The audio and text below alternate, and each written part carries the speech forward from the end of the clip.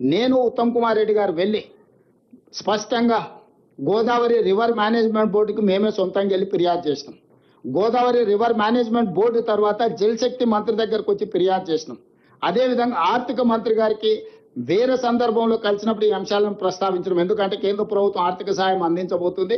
అదేవిధంగా వివిధ బ్యాంకుల నుంచి ఎఫ్ఆర్బిఎం పరిధిలో కాకుండా అవుట్ ఆఫ్ ఎఫ్ఆర్బిఎంలో లోన్లు ఇవ్వడానికి ఏదో ప్రయత్నాలు చేస్తున్నారని పత్రికల్లో వస్తున్నాయని మేము చదివినాం అని ఓరల్గా చెప్పడమే కాకుండా సంబంధిత శాఖ మంత్రి జలశక్తి మంత్రి గారికి లేఖ రాయడం కూడా జరిగింది. అధికారికంగా ఈ వివరాలన్నీ పెట్టి జలశక్తి మంత్రి గారు కూడా మాకు వెనక్కి స్పష్టంగా లేఖ రాసిండు.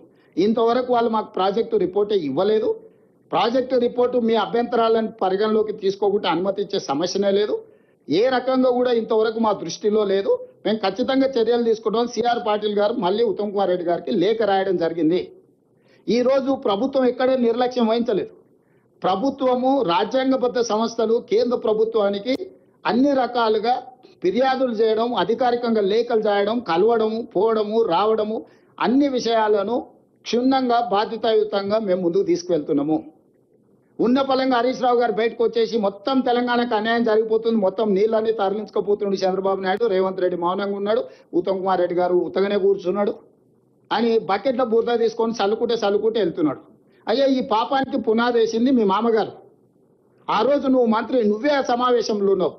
అయితే గీతే ఎవరినైనా శిక్షించాలంటే చంద్రశేఖరరావు గారిని, హరీష్ రావు గారిని శిక్షించాలి. ఒకవేళ గోదావరి బేసిన్లో తెలంగాణ ప్రాజెక్టులకు అన్యాయం జరిగి తెలంగాణ ప్రాజెక్టులకు ఒకవేళ తీరని ఏదైనా ద్రోహం జరిగితే ఉరిదీయాల్సింది చంద్రశేఖరరావును, హరీష్ రావునే. సర్వ పాపాలు చేసింది మీరు, పాపాల భైరవులు మీరు, తెలంగాణకు అన్యాయం చేసింది మీరు. కాంట్రాక్టర్లు ఇచ్చే కమిషన్లకు మీ ఇద్దరి కలయికనే ఒక కాంట్రాక్టర్ పెట్టిన సమావేశం. ఆ కాంట్రాక్టర్ పెట్టిన సమావేశంలో మీరిద్దరు, ఆయన సూత్రధారి అయితే కాంట్రాక్టర్, మీరిద్దరు పాత్రధారులుగా కూర్చొని కమిషన్లకు కక్కుర్తిపడి 400 టీఎంసీలు గోదావరిలో వరద జలాలు ఉన్నాయి, రాయలసీమకు పెన్నా ప్రాంతానికి తరలిస్తామని అన్ని కుట్రలు చేసి ఈ రోజు మీ చేతిలో లేకుండా పోయిందని చెప్పి ఆ బురదంతా తీసుకొచ్చి మాకు అంటించాలనే ప్రయత్నం చేయడం ఇది భావ్యమా? అందుకే ఈరోజు స్పష్టంగా తెలంగాణ ప్రజలకు నేను చెప్పదలుచుకున్నా, వీళ్ళు ఏ రోజు కూడా తెలంగాణ ప్రయోజనాల కోసం కృషి చేయలేదు. ఈ రోజు కృష్ణా బేసిన్లో ఉమ్మడి రాష్ట్రంలో ప్రారంభించిన ఏ ఒక్క ప్రాజెక్ట్ అయినా మనకు ప్రధానమైన ఆధారము Krishna basin, Godavari basin. Krishna basin మీదకి వద్దాం. ఉమ్మడి రాష్ట్రంలో సాగునీటి ప్రాజెక్టుల్లో తెలంగాణ ప్రాంతానికి అన్యాయం జరుగుతుంది కాబట్టి నీళ్లు, నిధులు, నియామకాలనే నినాదంతో రాజకీయ పార్టీని మీరు ముందుకు తెచ్చుకొని అధికారంలోకి వచ్చి ఆ నీళ్లకు సంబంధించి కృష్ణా బేసిన్ మీద ఉమ్మడి రాష్ట్రంలో మొదలుపెట్టిన ఒక్క ప్రాజెక్ట్ అయినా పూర్తి చేసిండ్రా చంద్రశేఖరరావు గారు? ఇప్పటి వరకు 2 లక్షల కోట్ల రూపాయలు కేవలం సాగునీటి ప్రాజెక్టులకు కాంట్రాక్టర్లకు బిల్లులు చెల్లించారు.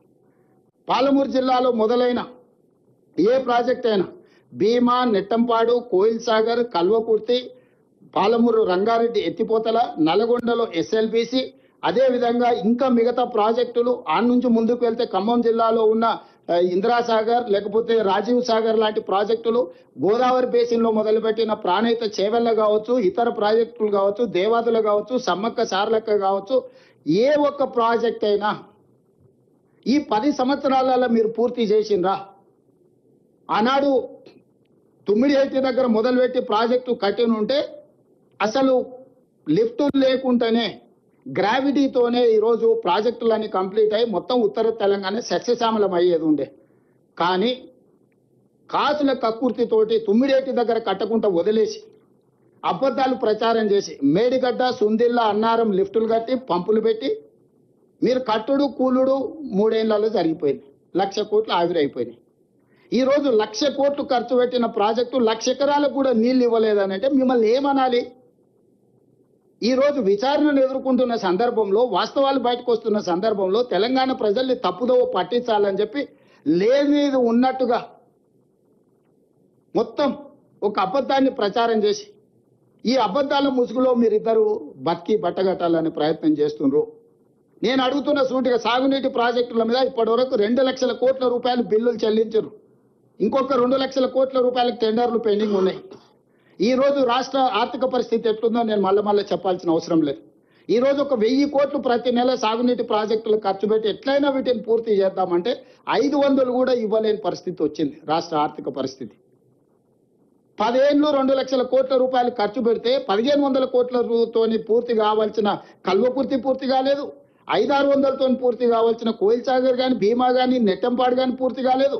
దేవాదులు అక్కడనే ఉంది, కాంతానపల్లి అక్కడనే ఉంది, సమ్మక్క సారలకు అక్కడనే ఉంది, ప్రాణహిత చేవల్ల ఎడారిగా మారింది.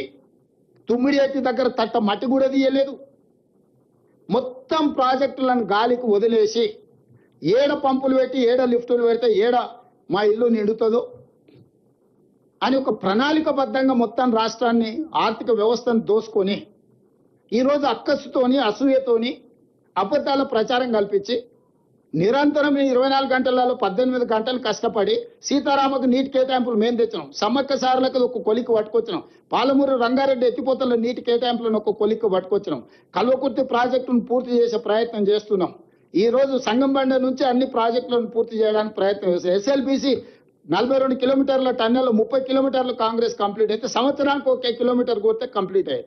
గ్రావిటీతో 3,60,000 ఎకరాలకు ఫ్లోరైడ్ ప్రాంతమైన నల్గొండకు నీళ్లు వస్తాయనుకుంటే దాన్ని అక్కడ పడవ పెట్టిన దాంట్లో కమిషన్లు రావని మనమే కష్టపడి తిరిగి ప్రారంభిస్తే అనుకోకుండా దుర్ఘటన జరిగితే అక్కడ మనుషులు చచ్చిపోతే పైశాచిక ఆనందం.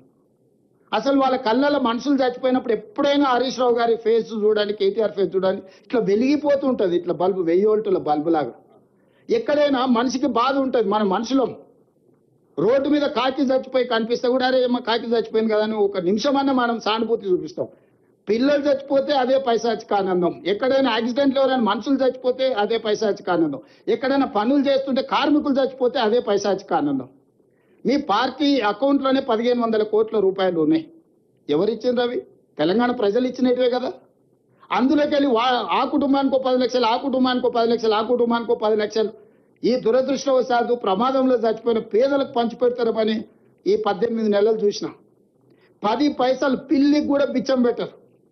రోడ్డు మీద 10 పైసలు ఒకవేళ కనిపిస్తే కూడా బండి పక్క కాపి రోడ్డు పక్కనాక 10 పైసలు కూడా తీసుకొని జేబులు వేసుకొని పోయే లక్షణాలు ఉన్న మీరు ఈరోజు తెలంగాణ ప్రయోజనాల గురించి మీరు మాట్లాడుతురా? ఈరోజు మాకు బాధ్యత లేదన్నట్టుగా మమ్మల్ని ఏదో బద్నాం చేయాలనే చిల్లర ప్రయత్నం. హరీష్ రావు గారు చిల్లర ప్రయత్నాలు మానేసేయి. చిన్నపిల్లగాని కాదు, నువ్వు 10 సంవత్సరాలు మంత్రిగా పనిచేసినావు, ఉమ్మడి రాష్ట్రంలో మంత్రిగా పనిచేసినావు, వయసు మీద పడ్డది, జుట్టు తెల్లబడ్డది, కొంచెం హుందాగా వ్యవహరించు. వాస్తవాలు ఉంటే మాట్లాడి. ఇవ్వాలి నేను ఇవన్నీ చెప్తున్నా. ఇవాళ ఈ మీటింగ్ మినిట్స్, ఇన్ని పేజీల మీటింగ్ మినిట్స్ ఇవాళ బయట పెడుతుంది. తలకాయ ఎక్కడ పెట్టుకుంటావు హరీష్ రావు గారు? ఎన్ని రోజులు అబద్ధాలతో బతుకుతారు? జీవితాంతం కుటుంబం అంతా అబద్ధాలు చెప్పే బతుకుతారా? మేము మాట్లాడతలేం కదా, మౌనంగా ఉన్నాం కదా అని మా చేతగాని పని అనుకుంటురా? మేం పని చేయాలా? ఈ రోజు ప్రతిపక్షంలో ఉన్నప్పుడు పోరాటం చేసినాం, పాలకపక్షంలో ఉన్నప్పుడు మా బాధ్యత నిర్వహించాలి, పని చేయాలని చెప్పి పని చేయడానికి నిరంతరం ప్రయత్నం చేస్తున్నాం. మేము ఎప్పుడు ఢిల్లీకి వెళ్ళినా ఢిల్లీలో ఏముందా మాకు? ఢిల్లీ కేంద్ర ప్రభుత్వానికి కొన్ని సబ్జెక్ట్స్ ఉంటాయి, రాష్ట్ర ప్రభుత్వానికి కొన్ని సబ్జెక్ట్స్ ఉంటాయి, కేంద్ర రాష్ట్ర ప్రభుత్వాలకు కొన్ని సబ్జెక్ట్స్ ఉంటాయి. కేంద్ర ప్రభుత్వం నుంచి అనుమతులు తెచ్చుకోవాలంటే పొయ్యి కలవకుంటే అనుమతులు ఎట్లకెళ్ళి వస్తాయి?